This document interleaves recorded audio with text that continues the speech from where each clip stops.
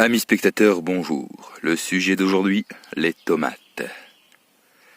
Alors les tomates, il y a différentes façons de les faire, il y a différentes règles, si on peut dire ça, mais nous, on a décidé d'en suivre presque aucune.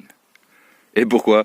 Parce que chaque personne a ses besoins personnels, et puis qu'on n'a pas le temps vraiment de s'en occuper à chaque fois. Alors, on prend les conseils des anciens, on prend les conseils, mais on n'est pas obligé de les appliquer, on écoute, oui, parce que forcément, seuls ceux qui l'ont déjà fait peuvent nous permettre de ne pas reproduire certaines erreurs. Et nous, on a décidé de ne rien faire, quasiment. Alors ici, je vais vous montrer les tomates, comment on les a plantées. On les a plantées beaucoup, très serrées, comme vous pouvez le voir. Alors là, ça se voit encore mieux. On a fait ce que j'appelle des buissons de tomates sur des buttes auto-fertiles. Donc nous, clairement, on n'a pas le temps de s'en occuper, surtout avec des quantités pareilles. Et ceux-là, on les a pas tutorés.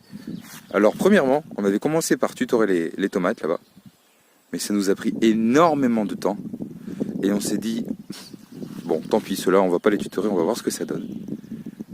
Voilà. Alors peut-être on aura moins de quantité, mais c'est pas trop la quantité nous qu'on recherche, c'est plutôt la qualité et surtout le fait de s'en occuper le moins possible, comme pour tout le potager, comme pour tout le reste. On en a encore là-bas des tomates. Ceux-là ils sont tutorés aussi. On a fait différentes structures, mais comme pour tout le reste, on n'a pas le temps de passer 3 à 4 heures par jour dessus. Forcément, avec le travail, etc., les enfants et tout, peut-être on aurait eu le temps pendant le confinement, mais maintenant on est hors confinement. Voilà. Alors on peut déjà voir la différence entre ceux qui sont en buisson tomate, comme j'appelle ça. Regardez, ils sont plus basses, on va se mettre à leur niveau. Ils ont été plantés à une semaine d'écart, on va dire ça. Ceux-là sont un peu plus hautes, genre 30 cm plus hautes. Mais la grosse différence, c'est que ceux-là s'entremêlent et se soutiennent les unes les autres. Et elles sont plus costauds. Vous voyez qu'ils sont quand même assez durs. Tandis que ceux-là, si on prend une branche à peu près du même diamètre, elles sont plus hautes, mais elles sont plus facilement pliables. Vous voyez?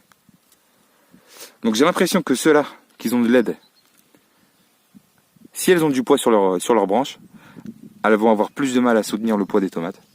Tandis que ceux-là qui sont plus à ras du sol et plus costauds, je pense qu'elles tiendront mieux en plus, qu'ils se soutiennent les unes les autres.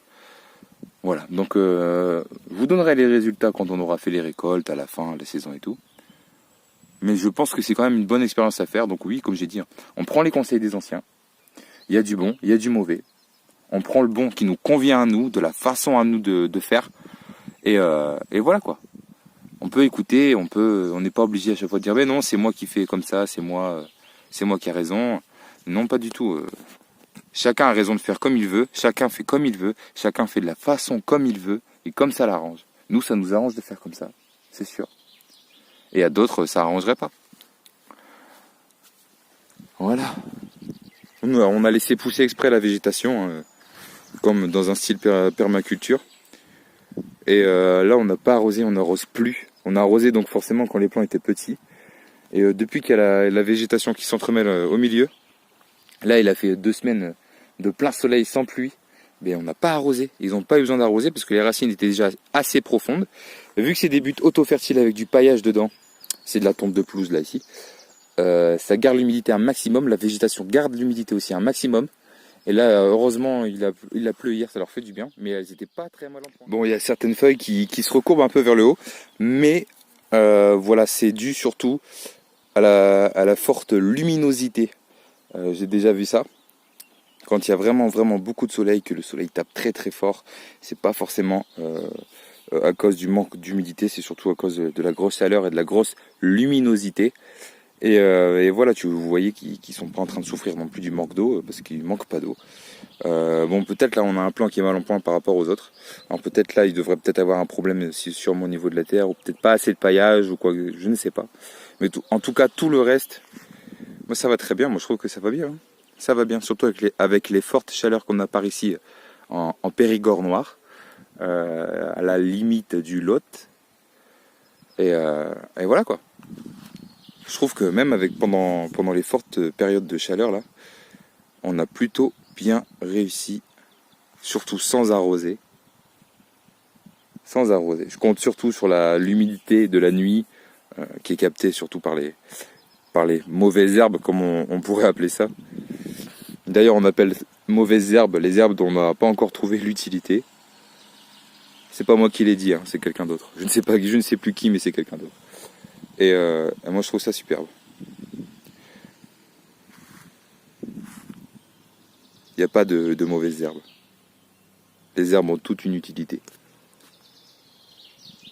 Même si c'est juste pour garder la fraîcheur du sol, l'humidité. Ça a une utilité. Enfin, voilà. Moi, sur ce, je pense que j'ai fait le tour. Et on reviendra vous faire une vidéo sur les prochaines étapes. J'ai déjà quelques tomates qui poussent. On attend qu'elles rougissent. On récolte ça. Et on vous dit quoi? Allez, ciao!